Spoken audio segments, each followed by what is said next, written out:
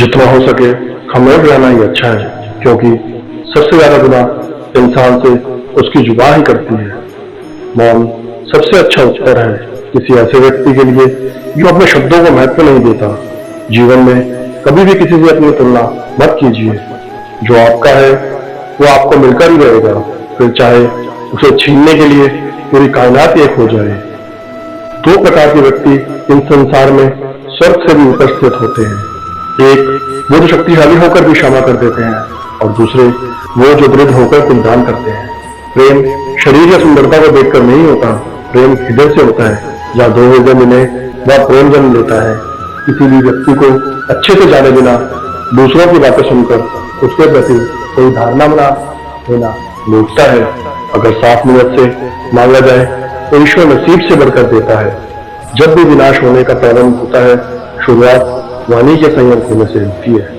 जो व्यक्ति स्पष्ट और सीधी बात करता है उसकी वाणी कठोर जरूर होती है, लेकिन वह कभी किसी के साथ छल नहीं करता। जीवन में सब कुछ खत्म होने जैसा कुछ भी नहीं होता। हमेशा एक नई शुरुआत हमारा इंतजार कर रही होती है। जीवन में कभी भी किसी से अपनी तुलना मत कीजिए। आप जैसे हैं सर्वश्रेष्ठ हैं।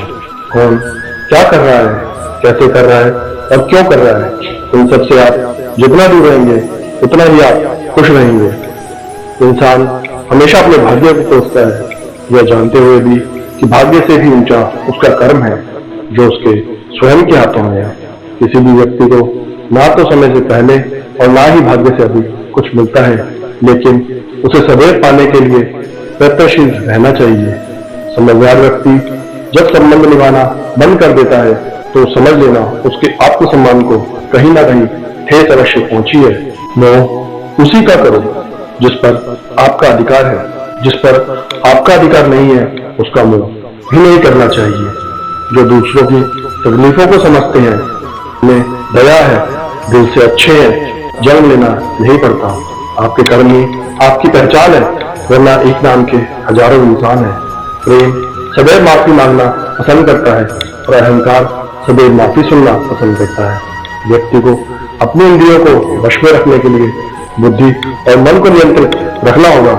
जब इंसान अपने काम में आनंद खोज लेता है तब वह पूर्णता प्राप्त कर लेता है। सदैव संदेह करने वाले व्यक्ति के लिए प्रसन्नता ना इस लोक में है और ना ही कहीं और है। कर्म वह फल है जिसे इंसान को हर हाल में काटना ही पड़ता है। इसलिए हमेशा अच्छे बीज बोएं। जो होने वाला है वो होकर ही रहेगा, और जो नहीं होने वाला वह कभी नहीं होता। ऐसा निश्चय जिनकी बुद्धि में होती है उन्हें चिंता कभी नहीं सताती है। अच्छे कर्म करने के बावजूद भी लोग केवल आपकी बुराइयां ही याद रखते हैं। इसलिए लोग क्या कहते हैं इस पर ध्यान मत दो। आइए दोस्तों, अब आपको निधिवन का रहस्य बताते हैं। वृंदावन में निधिवन नाम से एक जगह है जहाँ पर श्री कृष्ण का प्राचीन मंदिर है। इस मंदिर और वन के बारे में कई तरह की रहस्यमय बातें प्रचलित हैं। कहते हैं कि यहाँ पर श्री कृष्ण रोज आते हैं और रात में रासलीला करने के बाद यहीं पर शयन करते हैं और सुबह होते ही चले जाते हैं। आइए जानते हैं इस अचरज भरी बातों का रहस्य।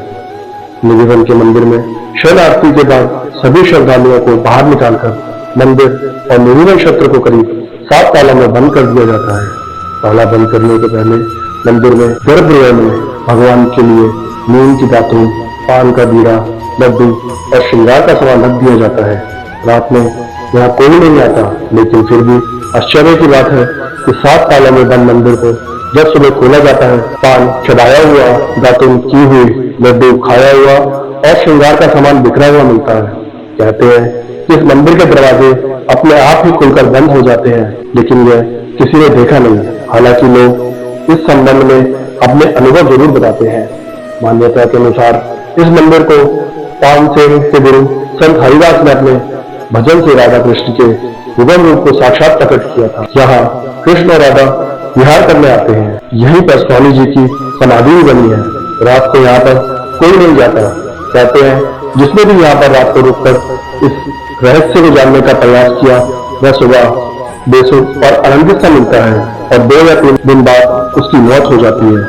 शाम के बाद यह मंदिर बंद हो जाता है और यहाँ भी कहा जाता है कि अगर यहाँ कोई छुपकर रासलीला देखता है तो वह अगले दिन पागल हो जाता है। रात में यहाँ कोई भी नहीं उठता है। स्थानीय लोग के अनुसार ऐसा बरसों से होता आ रहा है। कुछ लोग इसे अंधविश्वास मानते हैं और कुछ कहते हैं इसे श्री कृष्ण का चमत्कार। यह भी माना जाता है कि इस मंदिर में भगवान श्री कृष्ण स्वयं रोज रात को खुद शयन करके आते हैं। उनके सोने के लिए मंदिर के पुजारी रोज पलंग लगाते हैं और जिस पर साफ सुथरी गद्दी एवं बिस्तर के ऊपर चादर बिछाते हैं। पान का बीड़ा, लड्डू और दातुन के साथ ही श्रृंगार का सामान रखते हैं। लेकिन कहते हैं कि जब मंदिर खुलता है तो इस बिस्तर की हालत देखकर सभी अचंभित हो जाते हैं, क्योंकि उसे देखकर लगता है कि यहाँ कोई सोया था। सबसे आश्चर्य की बात यह भी है कि यहाँ प्रतिदिन माखन मिश्री का प्रसाद चढ़ाया जाता है और जो बच जाता है उसे मंदिर में ही रख दिया जाता है। लेकिन सुबह तक वह प्रसाद भी समाप्त हो जाता है। आखिर कौन खा जाता होगा यह प्रसाद? मान्यता है कि प्रतिदिन मंदिर के अंदर स्थित रंगमहल में कृष्ण राधा का पलंग लगा दिया जाता है और पूरा रंगमहल सजा दिया जाता है तथा राधा जी के श्रृंगार का सामान रखकर मंदिर के दरवाजे बंद कर दिए जाते हैं। जब प्रातः दरवाजे खुलते हैं तो सारा सामान अस्त व्यस्त मिलता है। मान्यता है कि रात्रि में राधा कृष्ण आकर इस सामान का उपयोग करते हैं। कहते हैं कि यह तुलसी के 2 पौधे एक साथ लगे हैं। रात के समय जब राधा और कृष्ण रास रचाते हैं, यह तुलसी के पौधे गोपियां बनकर उनके साथ नाचते हैं। इस तुलसी का भी पत्ता कोई यहाँ से नहीं लिया सकता। जो कोशिश करते हैं तो भारी आपदा का शिकार हो जाते हैं। इस मंदिर के परिसर में उगने वाले पेड़ भी अजीब हैं। यहाँ के पेड़ की शाखाएं नीचे की ओर बढ़ती हैं। यहाँ भी कहा जाता है कि रात में ये सभी पेड़ गोपियां बनकर श्री राधा और कृष्ण के साथ नाचते हैं और सुबह होते ही बिना पेड़ बन जाते हैं। इन सभी पेड़ों को गोपियां ही माना जाता है। यहाँ के आसपास के अधिकतर घरों में खिड़कियां नहीं है और जिनके घर में है वह शाम की आरती के बाद खिड़कियां इस डर से बंद कर देते हैं कि कोई मंदिर की दिशा में देखे नहीं, अन्यथा वह अंधा हो जाएगा। बोलो जय श्री राधे कृष्ण। दोस्तों, ये कहानी अगर आपको पसंद आई हो तो कृपया इस वीडियो को लाइक करें और ऐसे ही और भी बहुत सारी कहानियां सुनने के लिए चैनल को सब्सक्राइब जरूर करें। धन्यवाद।